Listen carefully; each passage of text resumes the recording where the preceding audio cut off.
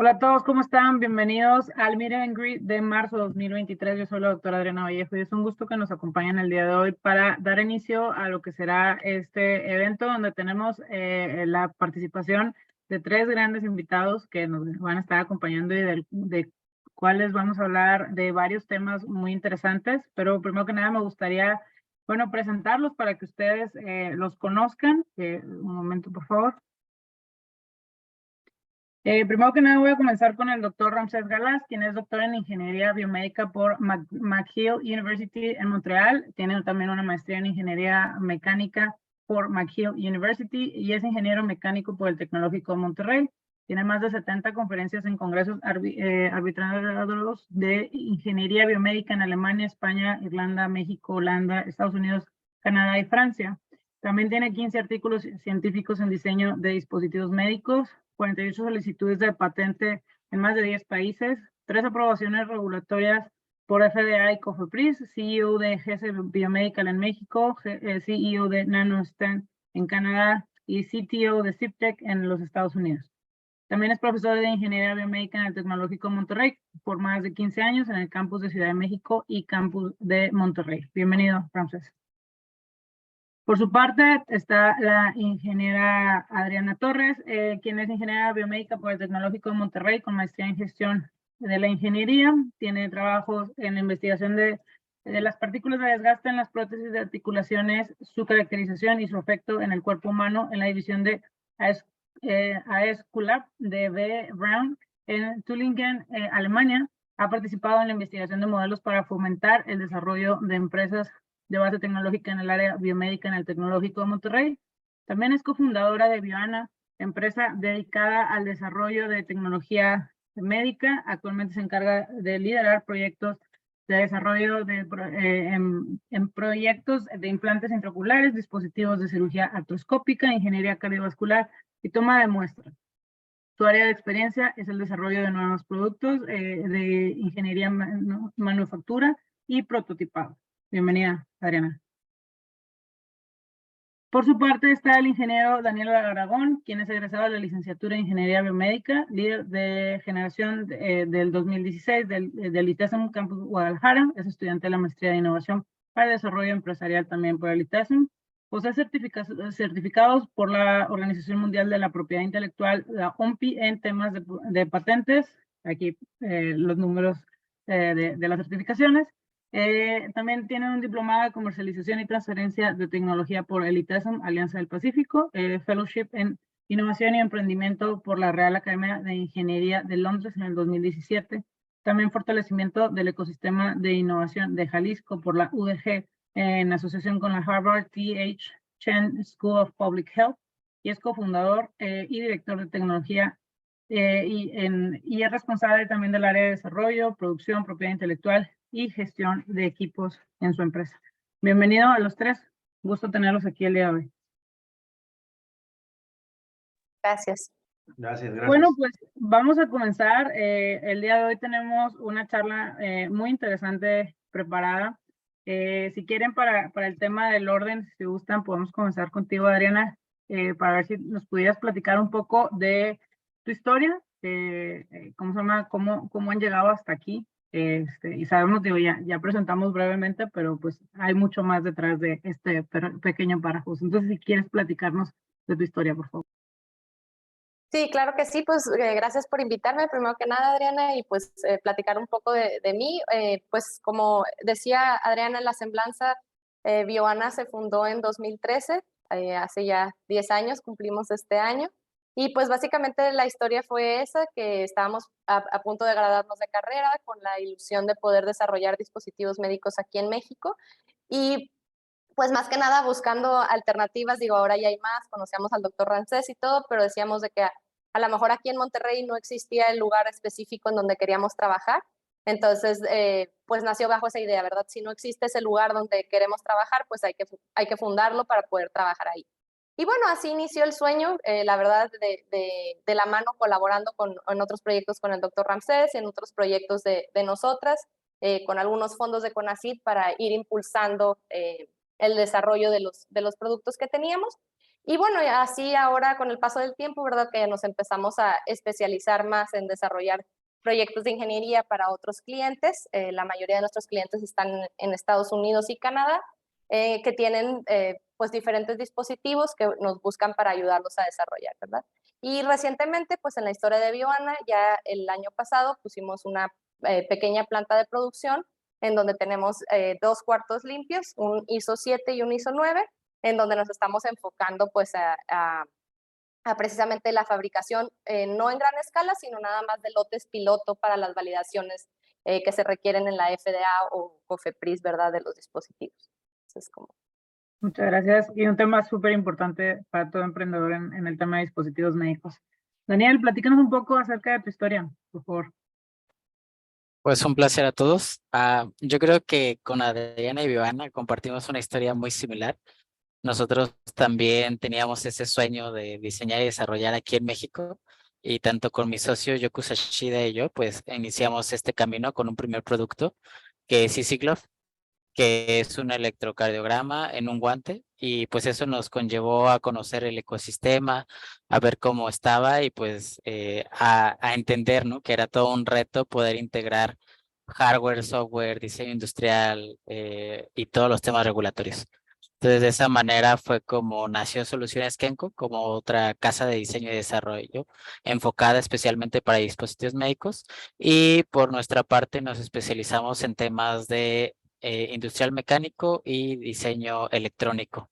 En el 2021 obtuvimos el GMP por parte de COFEPRIS con la 241 para dispositivos de electrocardiograma clase 2, y desde el año pasado empezamos a trabajar para clientes internacionales, principalmente también Estados Unidos y Canadá, y pues ahorita estamos en proceso de obtener 13485 para uno de los productos, y pues en eso andamos básicamente.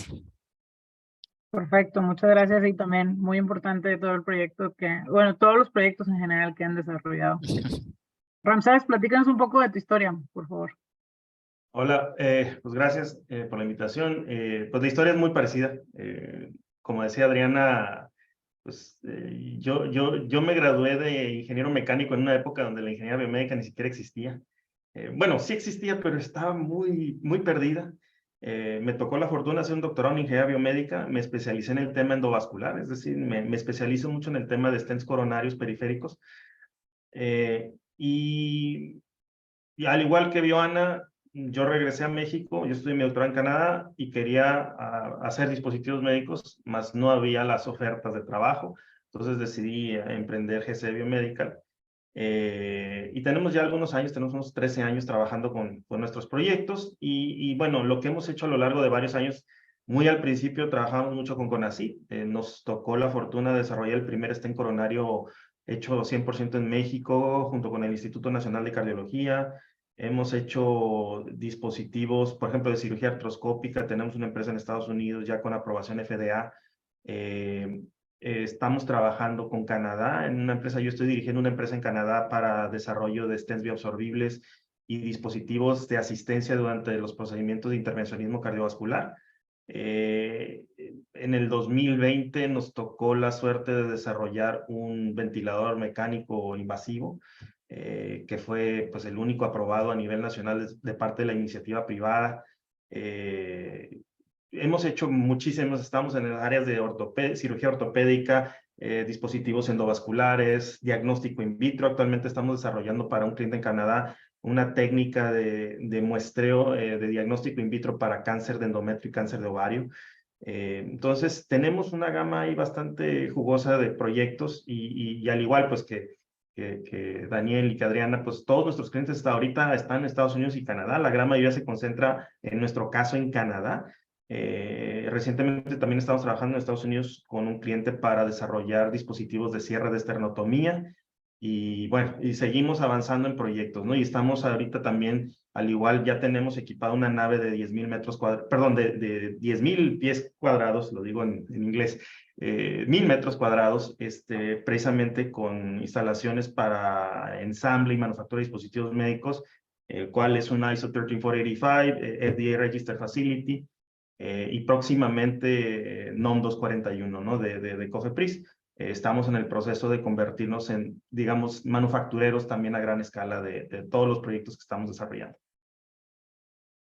Y sin duda, los tres, digo, como bien saben, les ha costado un proceso en llegar hasta acá. Ahorita platicaban muy brevemente de esa historia y sabemos que la comenzaron, vamos, de una forma y se ha ido transformando con los años.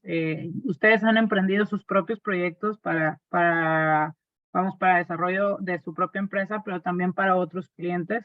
Y me gustaría que nos platicaran un poquito, si gustas, ahora comenzamos contigo, Daniel, de cómo se han transformado. Ahorita nos platicabas de Easy Globe y otros proyectos que han realizado, cómo han ido transformando esos proyectos hasta convertirse también en una casa de diseño y cuáles han sido los mayores retos que han enfrentado en este proceso y cómo los han afrontado, claro.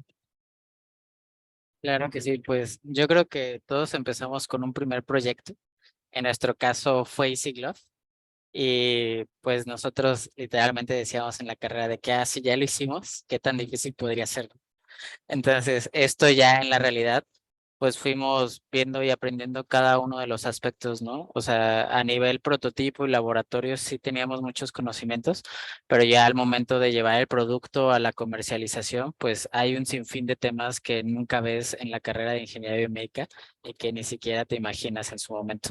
Entonces, eso poco a poco nos empezó a hacer buscar aliados que nos pudieran apoyar y empezamos a buscar casas de software y diseño industrial y de hardware. Entonces, la realidad es que cuando tocábamos puerta con cada uno de ellas, les mencionábamos acerca de Cofepris, de la 13485, y pues no sabían qué sucedía. El tema de todos los diseños, de validaciones, el tema regulatorio de verificaciones, pues también es algo muy complejo. Entonces, la mayoría de las casas de diseño y desarrollo, pues no lo buscan. Entonces, lo que ellos te ofrecen es tú dame tus requerimientos, yo los entiendo y ahí te va y ya te bolas con el producto. Entonces, en el tema de dispositivos médicos, pues es muy diferente. Digo, existen diferentes metodologías, pero generalmente es planeas, diseño y desarrollo, verificación, validación, pruebas clínicas, etcétera, ¿no? Hasta que puedas llegar a la comercialización. En este caso, pues nosotros con Easy Glove lo llevamos hasta sus últimas instancias, hasta que pudimos someterlo a Cofepris y pues actualmente con Easy Glove estamos esperando el registro sanitario para poder iniciar y retomar la comercialización. Uno de los grandes retos, pues definitivamente es el capital de diseño y desarrollo. Eh, Te enfrentas contra tesis, ¿no? de inversión y te piden los inversionistas pues cuáles son tus números, cómo validas tu modelo de negocio. Entonces, a veces se complica en ese aspecto, ¿no? Luego tienes retos muy interesantes en todo el tema de gobierno, de cómo se está aliando con las universidades. Entonces, cuando tú no tienes todo el capital para investigar, nunca sucede, pues buscas este tipo de alianzas, ¿no? Entonces, a veces toma tiempo, ¿no? Nosotros también fuimos beneficiarios de varios fondos y eso pues te da dinero, pero también te requiere cierto recurso y desenfoque para atender lo administrativo del fondo. Entonces, eso también es uno de los grandes retos.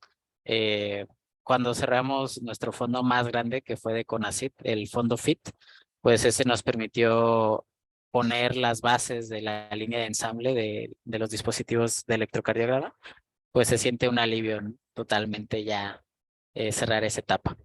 Y luego viene todo el reto, ahora sí, pues cómo haces la planeación comercial, hacia dónde lo diriges, estás en constantes cambios de las industrias, de la tecnología. Entonces, en la parte electrónica, el tiempo juega todavía mucho en tu contra, con todos los procesos regulatorios. Claro, y es que es un tema muy importante, como bien decías, muchas veces no nos platican todo el proceso cuando estudiamos y eso es clave para poder llevar a cabo el éxito de un proyecto, ¿no? Ramsés, platícanos un poco de tu experiencia. Sabemos que tú ya traes un camino un poco más recorrido, pero bueno, ¿cómo llegaron a convertirse en una casa de diseño y cuáles han sido estos retos que ustedes han enfrentado? Eso del camino recorrido ya suena a muchos años ya. Pero sí, de hecho, ha sido extraordinariamente difícil. nada fácil. Lo que mencionaba Daniel es muy cierto. Aquí hay mucho, en México hay mucho, ¿cómo decirlo? No voy a decir la palabra apatía, sino más bien ignorancia de parte de cómo se hace un negocio de dispositivos médicos. Es decir, voy a manejar unas cifras que me los medio sé de memoria. El mercado en México y en Latinoamérica, bueno, nada más el de México, por ponerlo de ejemplo, son 5,000 millones de dólares en todo México, lo que sea dispositivo médico en general. Importamos el 90% de esa tecnología, ¿sí? Y el 10% que no importamos es tecnología muy básica, es decir, estamos hablando de batelenguas, de guantes, de cosas muy sencillas que pues en sí no tienen nada de valor tecnológico, ¿no? Entonces, en México dependemos 100%, casi diría yo 100% de tecnología extranjera, ¿sí? Entonces, hay ahí el caso de los ventiladores de COVID, es decir, llega la pandemia y nos damos cuenta como país que no tenemos ventiladores. Tampoco sabíamos cómo desarrollarlos ni nada, entonces no teníamos la infraestructura ni los marcos legales básicos para sacar un ventilador de emergencia en ese año, ¿no? Por ejemplo. Entonces, aunado a eso, pues el inversionista no conoce el tema de qué es un dispositivo médico, o bien cuál es el mercado potencial del dispositivo médico, y también el problema que sufren los dispositivos es que tardan mucho en verse los beneficios. ¿Por qué? Porque no es como cualquier producto, hay que pasar por un proceso regulatorio que puede llevar años, sobre todo en casos en donde el dispositivo tenga una clasificación más elevada. O sea, un clase 1 no es lo mismo que un clase 3. Si un clase 1 lo podemos sacar en un año, mientras que un clase 3 pudiésemos tardarnos 5, 6, 7 años en sacarlo al mercado. Y eso no es para nada atractivo ante los inversionistas. Entonces, el tema de conseguir fondeo es bastante difícil, pero sin embargo es muy noble el negocio desde el punto de vista que no hay mucha gente haciendo, no hay mucha gente participando y el mercado está ahí. Ahorita nada más hablaba de la cifra de México de 5,000 millones de dólares. Si abarcamos toda América Latina, pues estamos hablando de 4 veces más de ese mercado. Pero nosotros cuando empezamos con una casa de diseño, así como tanto como Bioana como Kenco, pero después nos empezamos a dar cuenta, nosotros queríamos atender al mercado mexicano y latinoamericano porque hay una deficiencia o una falta de dispositivos en estos países, pero al poco tiempo, no tardó mucho en que empezamos a tener clientes de Estados Unidos, porque también en Estados Unidos tienen mucha necesidad de diseñar a un precio más económico. ¿Por qué? Porque en Estados Unidos es carísimo desarrollar esta tecnología y también es igual de tardado. Entonces, ya en Estados Unidos, Canadá, empiezan a voltearnos a ver para decir, oye, no es nada más el tema de la manufactura en México, también se puede hacer el diseño y el desarrollo, y es justamente el mercado que estamos atacando. Entonces, ahora, pues con el paso del tiempo ya, pues tuvimos que aprender sobre cómo sacar un registro 510K en FDA, ya lo hicimos. En el 2017 obtuvimos nuestro primer registro de 510K con el dispositivo de cirugía artroscópica que mencionaba, ayudándonos de la mano de Bioana también. Y bueno, y también el ventilador del 2020 pues fue aprobado por COFEPRIS, y tenemos otros proyectos de desarrollo que estamos generando también para clientes canadienses, para las aprobaciones FDA, también para las aprobaciones de COFEPRIS, pero bueno, ahí vamos con eso, ¿no? Entonces, ¿cómo nos convertimos en una casa de diseño? Bueno, porque simplemente empezamos con un proyecto, empezamos con dispositivos de muestreo para cáncer cervicuterino, y ese proyecto nos lleva a otro y empezamos a desarrollar stents coronarios. Mi especialidad es el tema de stents coronarios, y empezamos a desarrollar stents en México para el Instituto Nacional de Cardiología. Y luego empezamos a desarrollar otros stents para neurismas abdominales. Y luego empezamos a desarrollar stents bifurcados. Y luego stents para bioabsorbibles, que es lo que traemos ahora en Canadá. Entonces, en el tema endovascular nos hemos hecho bastante fuertes. En el tema de cirugía ortopédica, pues tenemos el proyecto del dispositivo de cirugía artroscópica, que ya ahora tenemos aprobación COFEPRIS y ya lo estamos empezando a comercializar en México. Y bueno, y subsecuentemente, pues esos proyectos llevan a otros proyectos. Entonces ya empezamos a tener proyectos de neurología, de pediatría, de terapia intensiva, de diagnóstico in vitro, de análisis de sangre. Y entonces se crea una especie de efecto de bola de nieve que pues está creciendo y creciendo y creciendo. Y nosotros nunca nos esperábamos que fuéramos a hacer tantos proyectos al mismo tiempo, ¿no? Al grado que pues ya ahorita estamos tratando de enfocarnos en los más importantes y ya no tener que aceptar tantos proyectos, pero bueno, eso es buena noticia. Pero bueno, así es como empezamos. Ese es un happy problem, como le llamamos, ¿no? A veces, pero bueno, ya ese es otro tema. Adriana, platícanos, ¿cómo llegaron ustedes hasta el punto donde están de hacer una casa de diseño y los retos que han tenido? Sí, pues digo, para no repetir, ahora sí que como ya saben, las historias se parecen, pero creo que lo que nos ha llevado a hacer como una casa de diseño es formalizar los procesos, ¿no? O sea, enterarnos de, ya hacíamos desarrollo de dispositivos médicos, ya hacíamos proyectos con ACID, pero lo que realmente te convierte en una casa de diseño, pues es tener tus sistemas de gestión de calidad, usar el design controls, meterte bajo la norma de FDA, de cómo se desarrollan proyectos. Y precisamente eso, conjunto buscando la certificación 13485, pues es lo que le da a los clientes extranjeros y también, digo, nacionales no saben tanto, pero también nacionales en su momento, pues la certeza de que estás haciendo las cosas bien, ¿no? Entonces creo que sí, un paso para convertirte como en una casa de diseño es voltear a ver esos procesos, empezar a estandarizar las cosas dentro de la empresa. Y aunque la historia sea la misma de empezar con un proyecto y poco a poco, como dice el doctor Ramsés, pues vas encontrando áreas de oportunidad, ¿no? O sea, de que realmente el mercado te lo va pidiendo y por eso te vas convirtiendo en esa casa de diseño, pero pues irla soportando con un crecimiento y con una estructura dentro de la empresa que pueda soportar esos desarrollos, ¿no?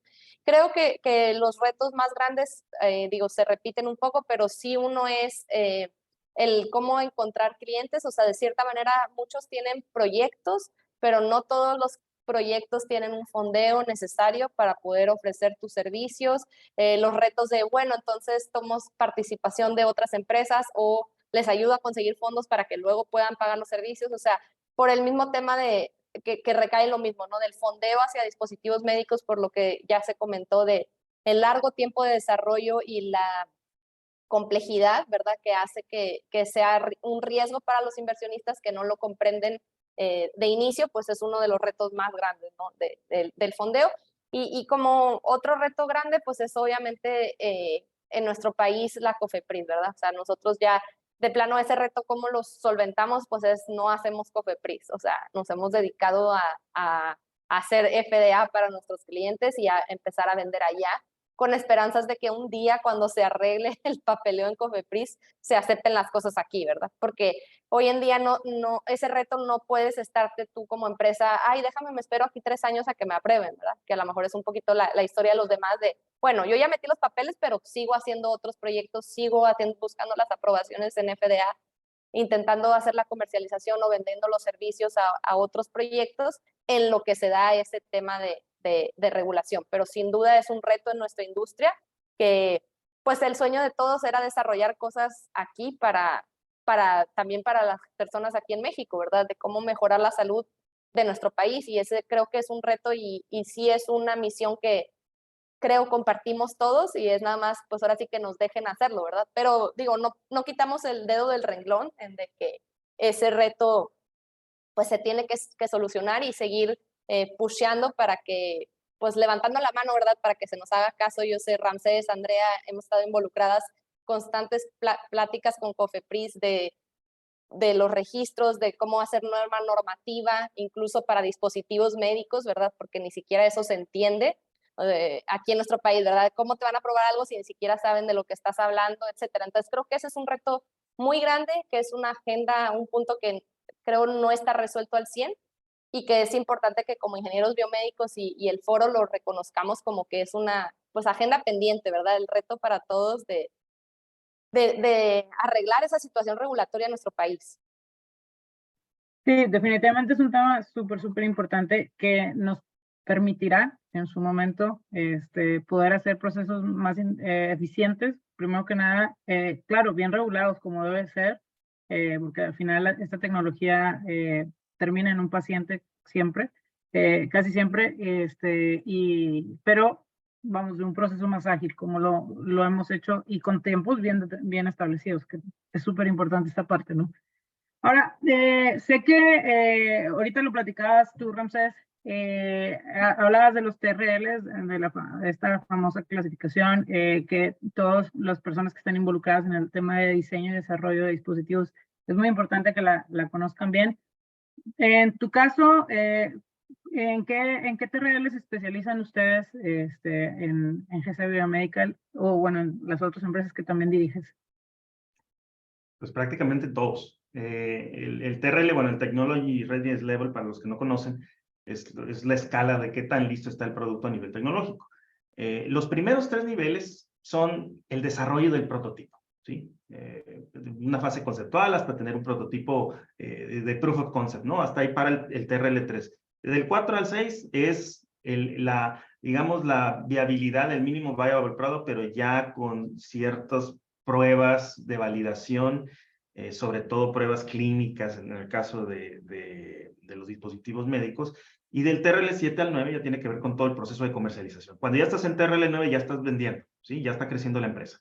Entonces, aquí nosotros hacemos de todo. Tenemos clientes de TRL1, tenemos clientes de TRL4 o 5, y obviamente pues todo el mundo quiere llegar al 9, ¿no? Nada más que cuando pues hacemos los proyectos, pues hay que explicarles que el fondeo es distinto en cada uno de los niveles. Digamos, del 1 al 3, ahí es donde entraría perfectamente un CONACYT, por ejemplo, un apoyo CONACYT, un apoyo de un grant, un inversionista ángel, por ejemplo. Esos son los niveles adecuados para los niveles 1 a incluso 4 o 5. Todavía un ángel entra en niveles 4 o 5, pero ya entre el 4 y el 6 o el 7, ya estamos hablando de que el fondeo escasea, ¿sí? Ya no hay tanto fondeo porque se supone que ya te fondearon para que llegues a esos niveles y tienes que demostrar y tienes que seguir haciendo pruebas de validación. Entonces ahí empiezan los venture capitals y otro tipo de capital de trabajo, en donde ya es como para graduar el proyecto y ya poder decir que lo van a comercializar.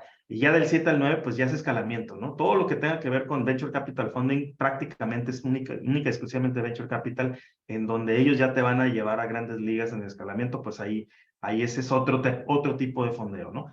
Pero sí, es decir, podemos empezar a desarrollar de todo. La gran mayoría de nuestros clientes nos llegan en un TRL2, ¿sí? Traen ya su idea, traen su concepto, mal diseñado, vaya, pero pues es un concepto.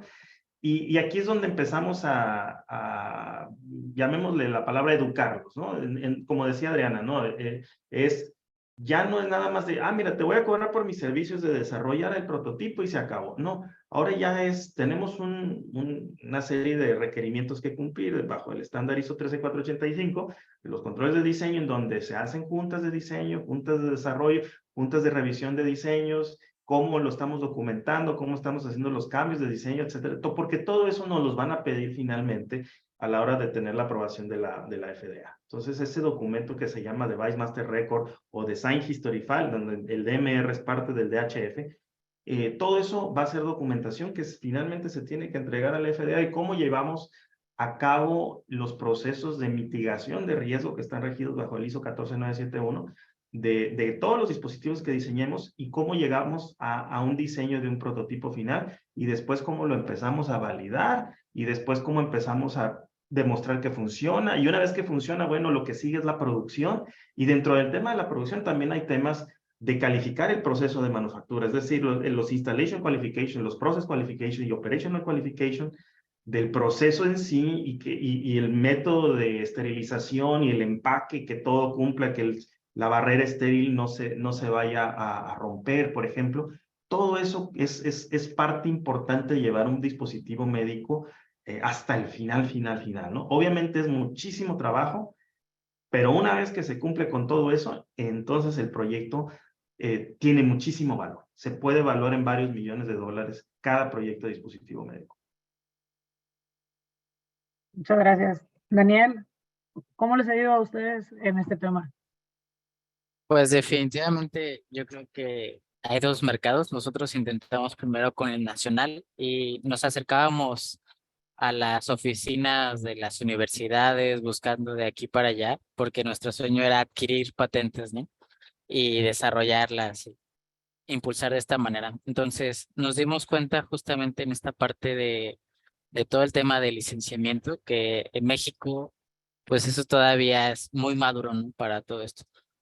Y por otra parte, los proyectos independientes que nos han llegado de una manera muy similar a la que menciona el doctor Ramsés, pues son muy tempranos, o sea, están en un TLR 3, creo que el que más se ha avanzado fue 5, pero ya fue un tema de un desarrollo que llevaba como 6, 7 años, ahí empujando poco a poco, pero no soltando. Entonces, es diferente con los internacionales, como que ellos tienen un poco más orientado, ¿no?, a todo el tema de la normativa, y nos han llegado TLRs 6, 7, y pues también es un tema de ir evaluando, porque pues desde el proceso de fabricación puede ser que ya estés muy avanzado y pues si no lo documentas, si no tienes el equipo, hay que seguir un proceso de transferencia, entonces todo eso se atora. Entonces, definitivamente, pues yo creo que son como los niveles generalmente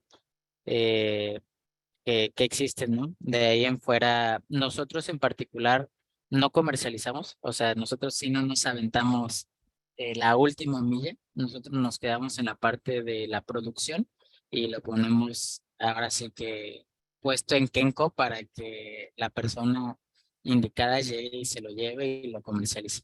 Entonces, si nosotros llegamos, iríamos hasta el 8 y nos peleamos con Cofepris y con FDA para todo eso, para que ellos tengan el producto. Claro. Son de las cosas que nosotros hemos aprendido, que hasta el momento somos muy malos comercializando nuestros productos y mejor si buscamos las personas que son expertas. Y justamente el mercado mexicano se compone principalmente de importadores, exportadores. Entonces lo que nosotros estamos tratando de hacer es sustituir, ¿no?, ese producto extranjero por el nacional y aprovechar las cadenas comerciales. Es donde consideramos que está nuestro valor. Excelente. Andrea, en su caso, ¿cómo trabaja Viviana en este tema?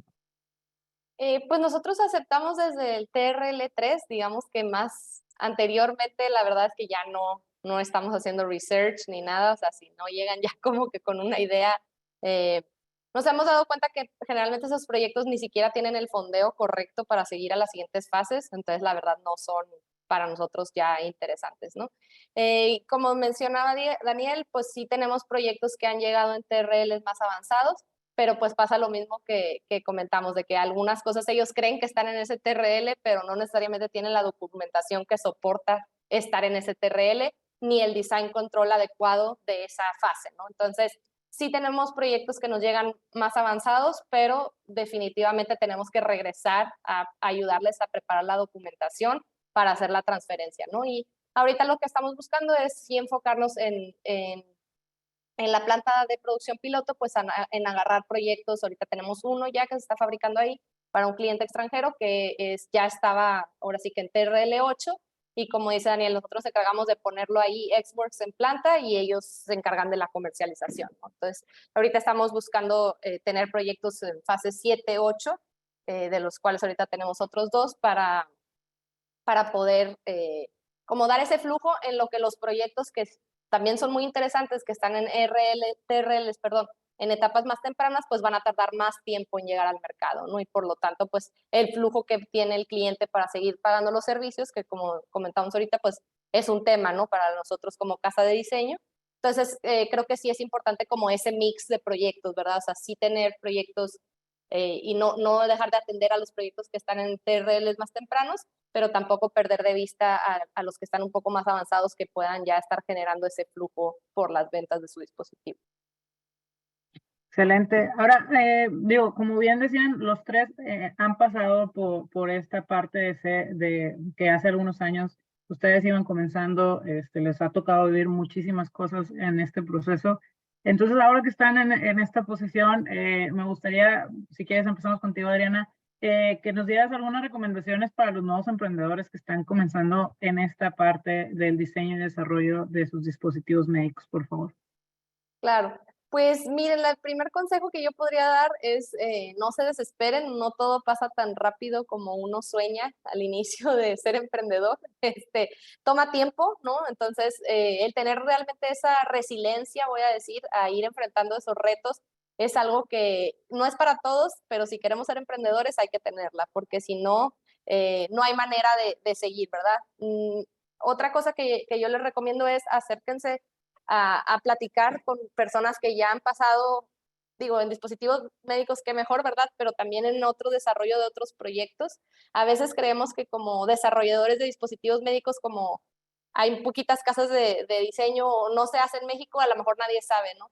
Pero en realidad todos los desarrollos de proyectos, aunque tenga su particularidad del dispositivo médico, otros desarrollo de productos en ingeniería, pues también tienen esas fases de verificar, de validar, de seguir las normas, etcétera, ¿no? Entonces, sí, échense de la mano de cualquiera de esas experiencias para realmente entender todo lo que se tiene que considerar el desarrollar un nuevo producto, ¿no? A veces como que yo siento que sales de la carrera y dices, sí, dispositivo médico, déjame hago mis pruebas clínicas y ya, ¿no? Pero todo el tema de validación de los procesos del OP, PQ, todo eso, pues la industria automotriz o otras industrias tienen haciéndolo muchos años, ¿no? Entonces, pues les digo, no necesariamente se cierren a esa área, sino más bien como conocer del desarrollo de productos en general y pedir pues esa asesoría o esa ayuda, ¿verdad? De platicar con otros emprendedores y continuar con esa residencia en el camino, yo creo que esa es mi recomendación, ¿verdad? Otra cosa que les recomiendo es, desde fases tempranas, pues traten de clasificar su dispositivo en FDA, ¿no? Para saber realmente cuáles son todos los requisitos que tienen, ¿no? La verdad es que la FDA tiene bases de datos muy actualizadas, muy completas de la mayoría de las cosas, digo, a menos que quieran desarrollar algo que de verdad nunca se haya hecho jamás en el mundo, ya hay normas, ya hay guías, ya hay estándares ISOs que te pueden ir guiando, ¿no? Aunque tú hagas, por ejemplo, en el tema de los stents, ¿verdad? Lo que estaba haciendo el doctor Ramsés era completamente innovador en hacer un stent bifurcado, pero te puedes apoyar de que ya se han hecho otros stents y empezar a probar por eso, ¿verdad? Entonces, no tengan miedo de entrar a la FDA, clasificar sus dispositivos y empezar a darse una idea de qué tipo de pruebas, qué validaciones, qué se ha hecho ya en otras partes y les digo, pues en la FDA lo utilizan todos, ¿verdad? Hay proyectos de empresas que son pues a nivel mundial, que como venden en Estados Unidos por ser el mercado más grande, pues tenemos la facilidad de poder tener ese acceso y de esas bases de datos para echar la mano y traer siempre en la mira cuál es la regulación que necesita su dispositivo médico, porque creo que eso es clave en cómo se diseña, cómo se hacen las pruebas, qué tipo de empaque seleccionan. Les va a marcar muchas pautas que creo que así como consejo, ¿verdad? De nueva emprendedora, eso es lo que a lo mejor a mí me hubiera gustado que me dijeran, ¿no? Entonces, ese es algo muy importante. Y pues ya, digo, creo que pudiera hablar mucho tiempo, pero creo que lo que queremos es escuchar a todos, pero pues sí, no se desanimen, ¿verdad? Hay que, eh, si ya tienen una idea, realmente pongan toda la carne en el asador, como decimos aquí en Monterrey, y persíganla, ¿no? A pesar de lo que eso, el trabajo que cuesta. Muchas gracias, Adriana. Daniel, ¿cuáles serían tus recomendaciones? Pues yo creo que en primera instancia, una de las cosas más comunes es que la mayoría de los emprendedores quiere algo más barato, más económico. Entonces, si ya hay una solución y dice, es que el electrocardiograma está muy caro, yo quiero salir con el mío que es más barato. Entonces, yo creo que ese es uno de los más grandes errores que yo he visto, entrar con una idea que pueda ser más barato. Entonces yo creo que el valor va a estar en la aportación clínica y en el beneficio, ¿no? De los procesos que pueda tener. Entonces, centrar principalmente el diseño y el desarrollo en el usuario, en los clientes, con la mentalidad de la aportación clínica y de las mejoras. El tema económico es algo bien complicado porque te enfrentas contra empresas sumamente desarrolladas de muchos años que ya traen activos que ya no valen nada y lo único que necesitan es producir, entonces sus costos son cero, por así decirlo. Entonces, tratar de entrar en ese mercado y jugarle al precio es básicamente entrar a acribillarse. Entonces, creo que sería el primer punto.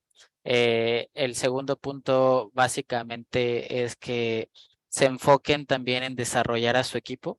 Yo creo que ese es uno de los puntos más importantes que como emprendedor pues lo veo. Nosotros iniciamos siendo dos, alrededor ahorita somos de cerca de 20 personas y cada una de esas personas está sumamente especializada. Entonces, el desarrollo de dispositivos médicos es mucho de trabajo en equipo y de de muchas áreas, ¿no? Entonces, pues es desarrollar tanto a su personal interno como las relaciones que puedan tener y trabajar en equipo, ¿no? Así, si ya tienen alguna idea, pues acérquense con GC, con Joana, con nosotros y pues ya nosotros podemos ver qué parte de las infraestructuras les podemos facilitar para poder acelerar, ¿no? Y que ustedes no tengan que hacer la inversión de todo el equipo, ¿no? Que también puede ser. Entonces, trabajen mucho sus relaciones, yo creo que es uno de los temas. Y el tercer punto que yo creo que también es muy crítico es todo el tema de identificación de las necesidades del usuario y los requerimientos del producto, ¿no? Normativamente, pues se pide hacer una trazabilidad, ¿no? Y la mayoría de las preguntas es ¿en qué momento hago la gestión de control de los documentos? Y yo creo que ese es uno de los puntos más críticos, ¿no? Porque si haces excesivamente documentación, te atrasas y no ves nada, pero si no haces, también te atrasas y te tienes que regresar. Entonces creo que es encontrar igual el balance entre lo que se está haciendo. Hay un punto cero que generalmente es, como bien lo mencionan, la fase de concepto y ahí pueden pasar muchas cosas, muchos cambios, nada sin prueba en pacientes, jamás hasta que no hagas o sea, congeles tus diseños. Entonces creo que a partir de esa primera versión, ahora sí ya estás haciendo control de cambios y son como de los puntos más críticos que podríamos, eh, yo podría sugerir, ¿no? Al inicio del emprendimiento en dispositivos médicos. Muchas gracias, Daniel. Ramsés, ¿qué recomendarías? Ya se me estaba el mute. Así como dijo Adriana, el tema de la carne en el asador también aquí en Sonora, así decimos, ¿no? Una recomendación que me gustó mucho, Adriana, es, yo recomiendo mucho entrar con FDA primero. ¿Por qué? Porque FDA tiene más de 100 años de experiencia. Como decía Adriana, las bases de datos están muy sólidas. Es un poco más caro el proceso, pero tiene un beneficio muy importante. ¿Por qué? Porque FDA te da mucha certidumbre regulatoria. Es decir, sus tiempos, sus procesos están muy bien establecidos y si uno los lleva tal cual, el proceso de aprobación es muy transparente, ¿sí? Entonces, al tener una aprobación, un 510K, por ejemplo, pues no nada más estás hablando de tener las puertas abiertas en el mercado de Estados Unidos, sino en el mercado mundial. Muchísimos países están aprobando, están homologando una aprobación 510K de Estados Unidos o un PMA. Los homologan y ya no tendría uno que pasar por el proceso regulatorio. Es un proceso mucho más rápido, ¿no? Tener una aprobación. De hecho, ahorita que comentaba también Adriana lo mismo de que en Bioana ahorita están evitando tener que utilizar COFEPRIS. Yo también comulgo ahorita con esa aseveración. ¿Por qué? Porque es un poco, para un inversionista, es un poco, da algo de incertidumbre el no saber exactamente si el dispositivo médico va a quedar aprobado en 6 meses o en un año o en 3 años, ¿no? Todavía sigue existiendo ese tema de la incertidumbre regulatoria y entonces hoy por hoy los inversionistas prefieren invertir ahorita en un dispositivo yéndose a FDA para después homologar a otros países. Entonces, el desgaste emocional, físico y financiero va a ser relativamente igual si nos vamos a FDA que si nos vamos a COFEPRIS. Pero si nos vamos a FDA, tenemos el 70-80% de las puertas del mercado mundial abiertas en el momento que obtengamos esa aprobación y además la evaluación del proyecto o de la empresa se eleva en un factor de 10 veces más simplemente por tener esa aprobación. Entonces, sí hay ciertas recomendaciones. También lo que decía Daniel, el tema de la documentación, pues hay que tener un poco de orden a la hora de cómo diseñamos y desarrollamos. Entendemos que muy pocas personas conocen los sistemas de gestión de calidad, de cómo se diseña y desarrolla un producto médico, que eso conlleva los controles de diseño, por ejemplo, del ISO 13485 o de cualquier sistema de gestión de calidad, en donde se tendría que documentar desde inicio, oye, ¿por qué estamos tomando estas decisiones de diseño? ¿Por qué el dispositivo es de este material y no de este otro material? ¿Cómo se esteriliza y por qué se esteriliza así? ¿Cuál es el ciclo? ¿Cómo se ensambla y por qué tiene que ser estéril o no? Entonces, toda esa documentación pareciera que es muy tediosa, pero es requisito para poder lograr la aprobación si no tenemos esa documentación. Entonces, las empresas que están interesadas en el diseño y desarrollo de estos productos tienen que tener el conocimiento previo de por lo menos saber cuáles son los controles de diseño, y si van a contratar una casa de diseño, un despacho de ingeniería que les va a ayudar con eso, es de mucha utilidad que ya conozcan los procesos de cómo se documenta este tipo digamos, de las secciones del diseño. Y una vez que ya se tiene el diseño probado y validado, digamos, ante un, no sé, por ejemplo, hay dispositivos que requieren de estudios clínicos o estudios preclínicos en modelo animal, ya una vez que se tiene esa documentación, entonces también hay que hablar el idioma de la manufactura, porque entonces comienza, una vez que tenemos digamos, la aprobación de las pruebas de validación clínica y la aprobación de COFEPRIS, por ejemplo, de una planta de ensamble para el prototipo, entonces sigue el tema de la manufactura en escala, ¿no? Entonces, hay muchos aspectos, hay muchas aristas de dónde se puede ver este problema, pero sí es muy recomendable que tengan conocimiento de sistemas de gestión de calidad de dispositivos médicos. El documento de la NOM 241 es gratuito, o sea, lo pueden descargar en cualquier momento, pueden revisar más o menos de qué se trata. El ISO 13485 se tiene que comprar, pero a fin de cuentas, la NOM 241 es un resumen, es una versión un poquito más elaborada también del ISO 13485, entonces pueden más o menos tener una buena idea de qué se trata todo esto que estamos discutiendo, porque es parte medular de cualquier desarrollo de dispositivo médico. Sí, definitivamente es clave todos estos puntos que mencionas tú y también, bueno, Adriana y Daniel son muy importantes. Ahora me gustaría dar parte a algunas preguntas que tenemos aquí de los asistentes. Voy a platicarles de la pregunta de Marco Antonio de Román. De acuerdo a la experiencia de los ponentes, ¿qué es más rentable? ¿Desarrollar una patente para fabricar un dispositivo médico por uno mismo? ¿Desarrollar una patente para vender la licencia a otros fabricantes? Y rentar patentes de terceros para fabricar dispositivos médicos en nuestra empresa. ¿Quién quiere empezar? Bueno, yo tengo una respuesta ahí un poquito rápida. Claro. Para mi gusto, las tres son rentables, muy rentables. Más bien yo creo que la pregunta debería ser, ¿cuál es la más cómoda? Porque la patente va a ser extraordinariamente rentable si es un buen producto. Ya sea que yo la licencie, que yo la desarrollé, o que yo la estoy rentando a alguien. Cualquiera de los tres. Son modelos de negocio muy válidos los tres. Pero ¿cuál es la más cómoda? Para mi gusto, es rentar una que ya pasó por todo el proceso de validación regulatoria, el proceso de de-risking, que ya tiene una aceptabilidad en el mercado. Ahí sí ya está muy fácil. Obviamente las ganancias son más pequeñas ahí. ¿Por qué? Porque yo la estoy rentando y el que está lucrando, pues es el que me la licenció, vaya. Entonces, pero las tres son válidas, ¿no? Aquí ya es más cuestión de qué es lo más cómodo y si yo quiero adentrarme al negocio de desarrollar mi propio producto, pues obviamente uno tiene más control si yo desarrollo una patente, pero pues obviamente eso implica, pues hay que empezar la empresa desde cero y hay que empezar el proyecto, hay que empezar la validación y hay que gestionar todo el proyecto hasta tenerlo ya listo para comercialización, incluyendo las aprobaciones regulatorias, y eso puede tardar varios años y varios millones de pesos o dólares, ¿no? Esa sería mi respuesta. Definitivamente. Adriana o Daniel. No sé quién quiere empezar. Sí, Pues si quieres, como adelante sea. Adriana y yo Ah, termino. Pues coincido con la respuesta de realmente puede ser rentable cualquiera. Diría yo cuál es el panorama y cuánto presupuesto se tiene para gastar.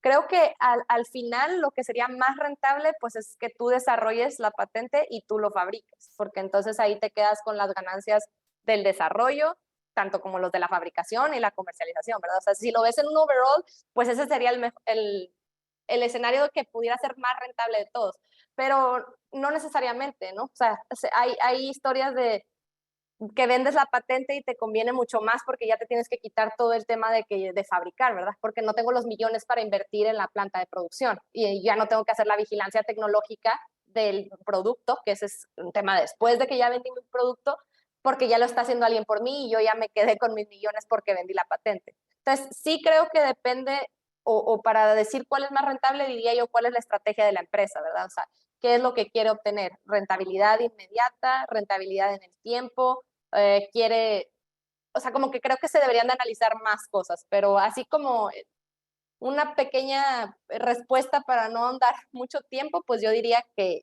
definitivo la A es la que te va a dejar más en el futuro, pero no necesariamente que sea la decisión que deba tomar la empresa, porque eso depende de los recursos que tenga y cuál es el plan estratégico a futuro.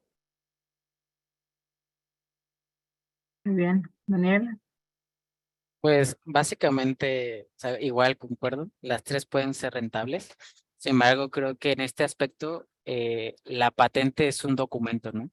Y ahora sí que hay algo detrás de la patente que sustenta y generalmente se le llama como paquete tecnológico.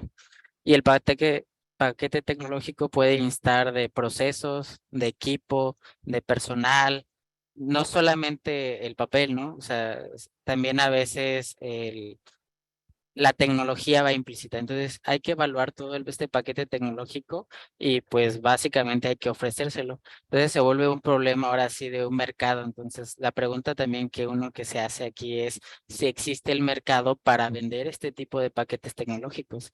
Es como si dijeras, pues voy a comprar una casa, ¿no? Es similar a mi paquete tecnológico y tengo tantas empresas, pero a lo mejor no hay las personas necesarias para comprarte ese paquete tecnológico. Entonces también digamos que esta parte de licenciamiento no es tan sencillo. En dispositivos médicos en particular, nosotros tratamos de licenciar e-siglos mucho tiempo. Y lo que sucedía es que cuando nos acercábamos a un potencial comprador, siempre nos pedía fortalecer nuestro paquete tecnológico. Ya agrégale esto, pásame esta más información y de repente en nuestro camino se volvió, bueno, pues ya la instancia última es pasarlo por la entidad regulatoria, que en nuestro caso fue COFEPRIS, y tratar de venderlo, ¿no? Entonces ahí, como dices, da otro valor, es otra percepción económica, pero también los montos de compra es diferente. Para el tema de farma y medicamentos, puede decir Adriana, es muy claro, ¿no? O sea, tú no vas a construir una de millones de dólares, pero te tienes que acercar con alguien que la pueda producir. Entonces, va a depender ahora del licenciamiento y de las negociaciones.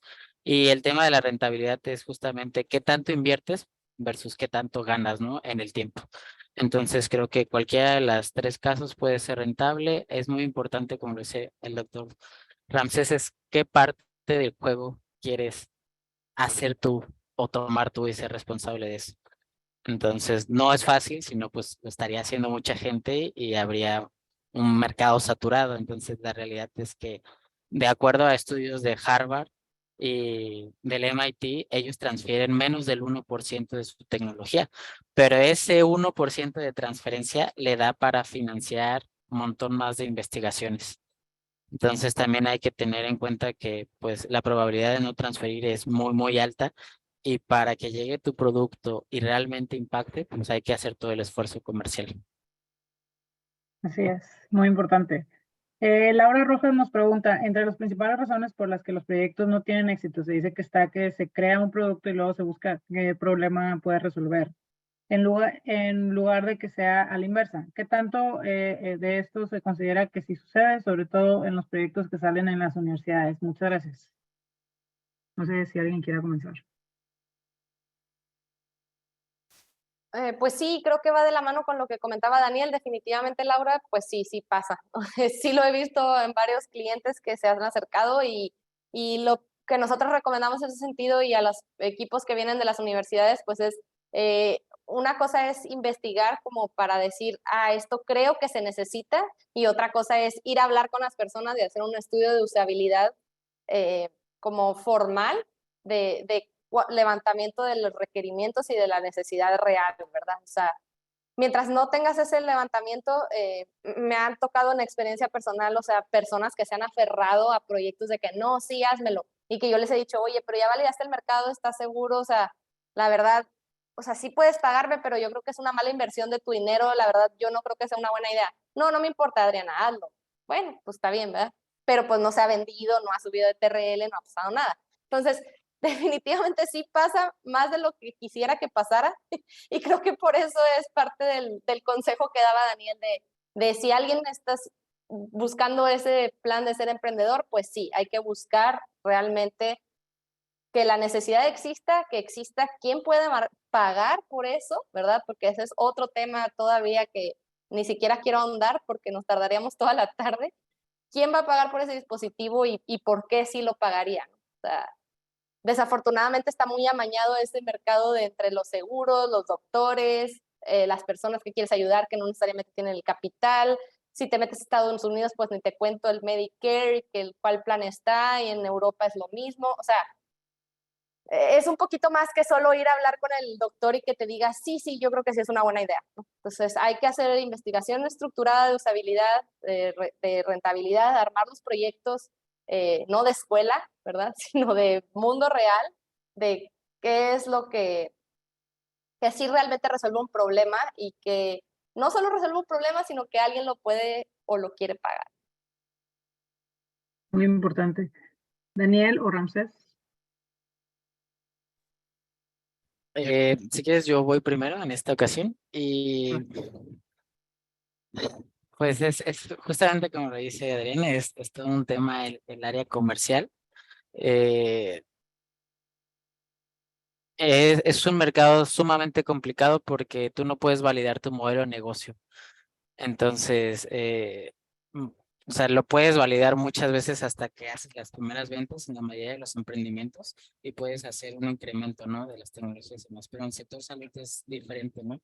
Entonces, muchas veces la planeación tiene que ser, digamos, excepcional y apoyarte de las áreas de mercadotecnia, ahora sí que si no empiezas a hacer un diseño de desarrollo a ciegas y empiezas a cambiar requerimientos y te acabas el dinero muy rápido.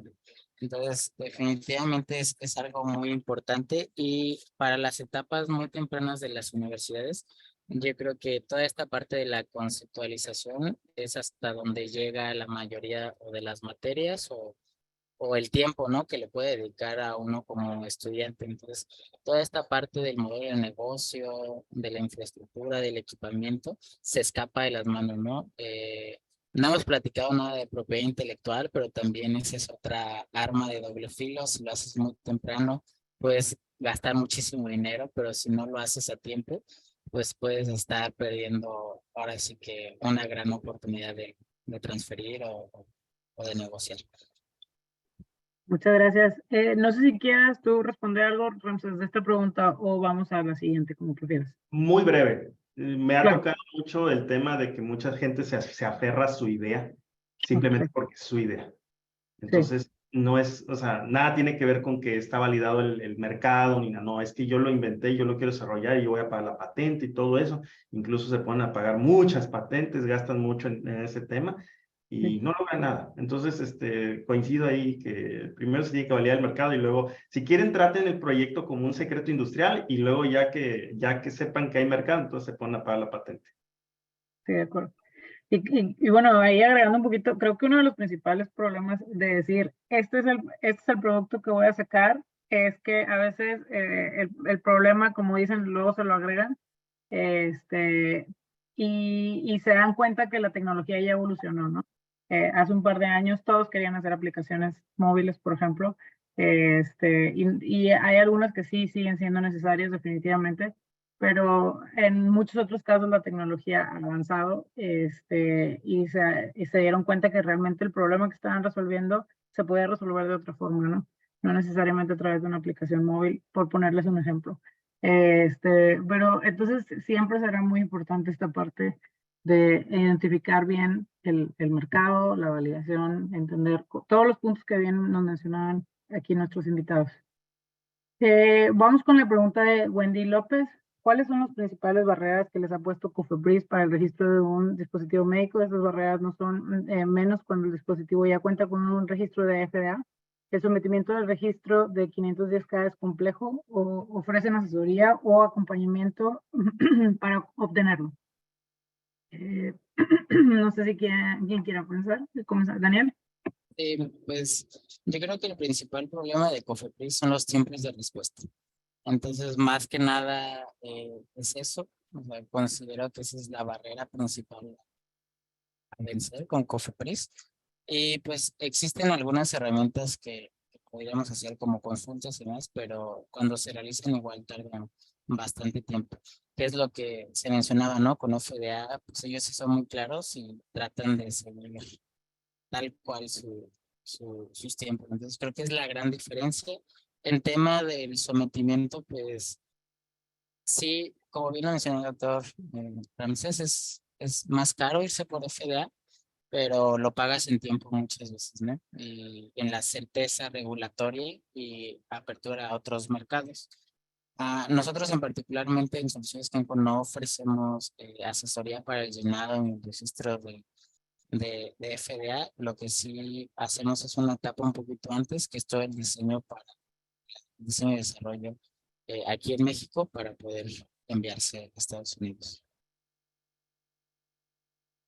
Muy bien. ¿Alguno de ustedes, Adriana o Ramsés? Sí, creo que nada más contestando si las barreras son menos o no, se supone que sí son menos, o sea que cuando tienes ya FDA debería ser más rápida la aprobación porque nada más revisan menos a fondo, o sea, esa es la realidad, pero la realidad es que al final, como todo está tan retrasado los trámites, no importa que tengas FDA, como quieras están tardando. Entonces, la principal barrera es esa, es el tiempo, o sea, nosotros, como te decía, la hemos visto insondiable en los últimos años, especialmente con este gobierno. Entonces, pues bueno, esa es la realidad, o lo que a mí me ha tocado. Y nosotros sí ofrecemos asesorías, uno de nuestros servicios es la asesoría regulatoria, ¿verdad? Para hacer el acompañamiento y tenemos paquetes para startups en el sentido de que podemos nosotros decirles qué hacer y ustedes siguen las guías, o podemos nosotros cobrar por consultoría para hacer el registro de la FDA. Y tenemos consultores en Estados Unidos, que es, para hacer el registro de la FDA tiene que haber un responsable que viva en Estados Unidos y esté allá, ¿verdad? Entonces, pues sí tenemos varios contactos, si a alguien le interesa ese servicio o esa cosa en particular, pues ahí tiene mis datos Adriana y con gusto podemos ayudar. Claro que sí, con mucho gusto. Al final se los vamos a compartir en el correo de salida. Ahora, Carlos Herrera pregunta, ¿cómo afrontar el proceso de actualizar la novedad de un dispositivo, ya que en el tiempo que hasta producir un producto final válido demora varios años y puede pasar que la tecnología quede un poco obsoleta? ¿Cuál es el proceso para obtener una patente desde una universidad para evaluar su potencial para escalar la patente a producto? No sé si alguien quiera comenzar.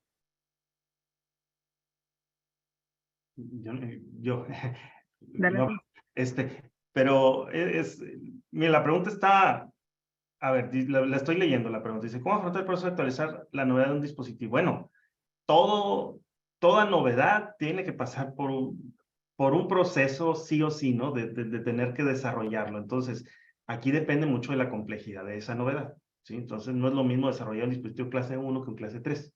Entonces, obviamente, el tiempo también, aunado a la pregunta anterior, el tema de qué tan complejo es un 510K. Bueno, aquí es más o menos lo mismo. Todo depende de la complejidad de su dispositivo. Si su dispositivo es nada más una pieza de plástico que nada más cumple una función muy sencilla y no entra en contacto más que con piel y es desechable, y bueno, a lo mejor es un clase 1. Entonces, obviamente, eso reduce los tiempos y el gasto. Pero si de repente empiezan con que, oye, ¿sabes qué? Es que este dispositivo es un dispositivo intravascular y va a dejar un implante permanente y es de un material nuevo que nunca se ha probado en ningún ser vivo. Entonces, o sea, obviamente eso ya empieza a poner el nivel de complejidad en un valor extraordinariamente alto, ¿no? Entonces, la respuesta rápida a eso depende del proyecto, ¿no? O sea, hay proyectos, por más rápido que seamos, un clase 1 nos tardamos un año. Por más rápido, un año y medio diría yo. Y un clase 3 podemos estar hasta 10 años desarrollando un proyecto, ¿no? Y luego trae otra pregunta, dice, ¿cuál es el proceso para obtener una patente desde una universidad? Para evaluar su potencial para escalar. Bueno, aquí depende quién quiere pagar la patente. Algunas universidades tienen su propia oficina de transferencia de tecnología y ellos se encargan de gestionar todos los costos. No es caro solicitar una patente, sobre todo como inventor independiente. Estamos hablando de unas cifras de no más de 10,000, 15,000 pesos ya con todo el servicio de redactar la propiedad intelectual. pero depende, o sea, depende mucho por qué queremos patentar. Es decir, ahorita se mencionaba, a lo mejor a veces no conviene ni siquiera patentar. Yo en algunas pláticas yo he mencionado, quienes patentan en etapa muy temprana, a veces perjudican al proyecto porque entonces toda la información se vuelve pública y resulta que después se les ocurre una idea de cómo mejorar su propia patente, pero ya se les acabó el recurso porque se gastaron todo el dinero en la patente, ¿sí? Pero el patentar temprano les ayuda a conseguir inversión, porque todos los inversionistas quieren certidumbre jurídica del proyecto. Entonces, voy a voltear la tortilla. Si patentamos muy tarde, protejo muy bien mi idea porque lo mantengo como secreto industrial, pero perjudico las posibilidades de gestionar una inversión. ¿Por qué? Porque todo inversionista va a querer tener la certeza jurídica de que pues ya está patentado y incluso que las reivindicaciones que se redactaron en la patente ya fueron aprobadas, porque una cosa es solicitar la patente y otra cosa es que el organismo que emite las patentes, concesiona las patentes, te diga sí, sí acepto tus reivindicaciones, porque puede que nos rechacen muchas, ¿no? Entonces, es un arma de doble filo eso. Bueno, muy bien, muchas gracias. No sé si quieren agregar, Adriana. Pues nada más bien rápido, tú preguntabas cuál es el proceso para obtenerla en la universidad, pues acercarse a la Oficina de Transferencia de Tecnología. Ellos normalmente es los que, si la vas a hacer con la universidad, pues ellos te ayudan a gestionarla. También puedes ir tú independientemente al INPI, acercarte y registrarla. Obviamente tendrías que pagar los derechos tú. Y yo diría, antes, la pregunta aquí dice, para evaluar su potencial para escalar de patente a producto, no patentes nada si no has visto cuál es la factibilidad de escalarlo a un producto. No tiene caso. O sea, es un papel muy bonito que va a decir, tengo una patente, pero pues al final acuérdate que la patente no es nada, ¿verdad? O sea, si no hay ese paquete tecnológico, como decía Daniel, de que lo respalde, de cuál va a ser el proceso, cuáles son las ideas, cómo tendrías que hacerlo, en mi perspectiva a veces es demasiado pronto tener una patente, porque si no sabes ni cómo, si es un negocio o no, pues puedes tener ahí 80 patentes, pero eso no necesariamente los va a hacer un producto, ¿verdad? Entonces, si el enfoque es hacer realmente esa transferencia, o sea, si la estrategia es solo queremos generar patentes para tener un acervo tecnológico, está muy bien, paténtalo y puedes hacerlo, pero si lo que quieres es llevarlo a un producto, pues primero evalúa que sí pueda ser un producto, que sí tenga un negocio, que sí tenga una validación y después llevar la patente. Excelente. Y bueno, tenemos una última pregunta de Rodolfo Maestre.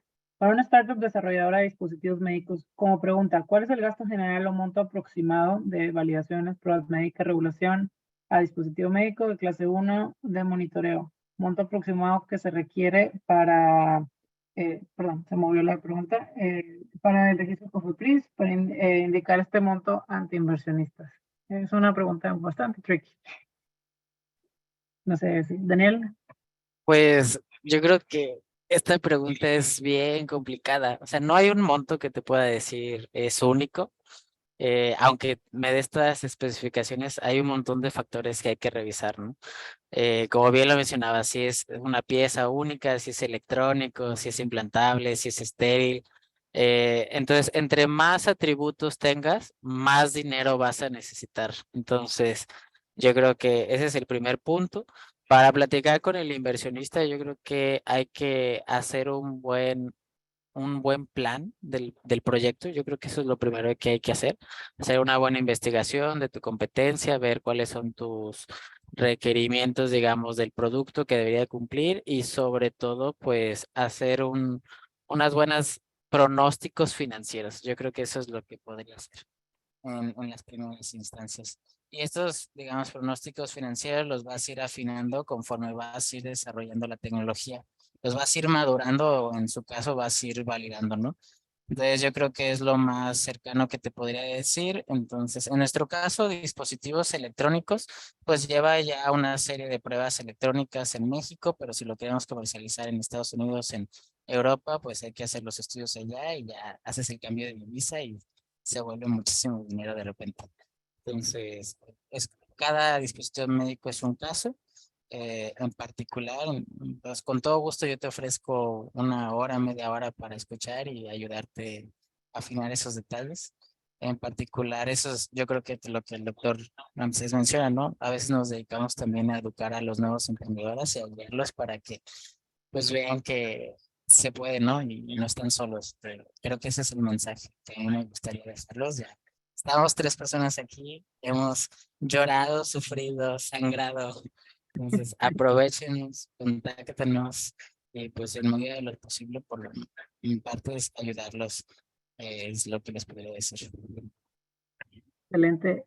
Bueno, aquí nada más como aclaración, Carlos aclaraba que tal vez no se entendió mucho la pregunta, pero él hablaba del proceso de ir de un producto que nace en la universidad hasta, bueno, un producto ya comercial, ¿no?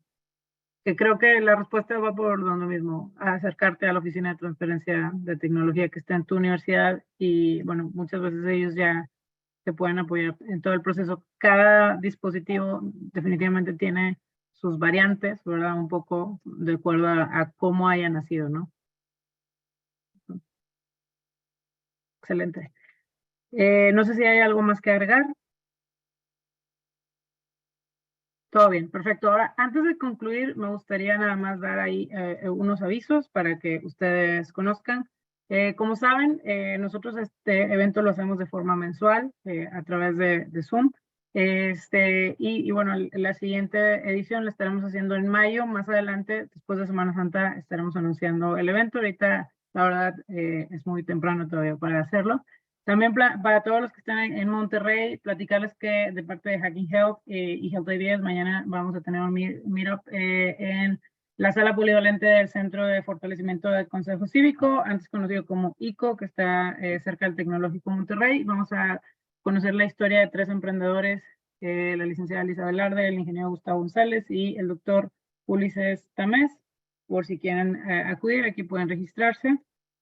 También el 24 de abril vamos a tener una capacitación para todos los que van comenzando y que platicando con un equipo de abogados del Centro Mexicano Pro Bono para conocer el tipo de sociedad que se debe constituir en una empresa. Y también, bueno, para todos los que estén interesados en el tema de ciencia de datos, se va a llevar a cabo la 5ª edición del Health Data Week en formato híbrido el 23 y 24 de agosto en Monterrey y en septiembre en formato virtual. También pueden conocer más información aquí en la página web. Y finalmente, en noviembre se estará llevando a cabo el Congreso de la Nacional de Ingeniería Biomédica en Villahermosa, Tabasco, del 2 al 4 de noviembre. Es el Congreso de la SOMIP. Entonces, también si desean participar, pueden hacerlo. Sería de mucho gusto tenerlos aquí. Ahorita vi que había una mano levantada, creo. Luis. Sí, era yo, para ver si podía mandar los links por el chat. Sí, en un momento los compartimos para que los puedan tener. Y bueno, nada más, antes de concluir también, agradecerles a nuestros invitados por estar aquí el día de hoy. Sabemos que, ¿cómo se llama? Es de mucho interés todo lo que ustedes han desarrollado en los últimos años y que también sirven como ejemplo porque, como bien decían, muchos de los que están aquí presentes o de los que se registraron al evento, pues tienen este interés de desarrollar dispositivos médicos, ya sea para nuestra propia población o como ustedes en varios casos lo han hecho para otros países, que es muy, muy importante. Entonces, pues sin más, agradecerles, comentarles también que vamos a estar enviando la información en un correo de salida, yo creo que mañana o pasado mañana, para que puedan verlo y de igual forma la grabación de este evento. Entonces, pues sin más, muchas gracias aquí Daniel, nos está dejando sus datos. No sé si Adriana y Ramsés también los quieran dejar aquí en el chat para que los puedan contactar. Y bueno, sin más, agradecerles por estar aquí el día de hoy y bueno, nos estamos viendo en la próxima edición del Meetup. Cuídense mucho, del Meet and Greet, perdón.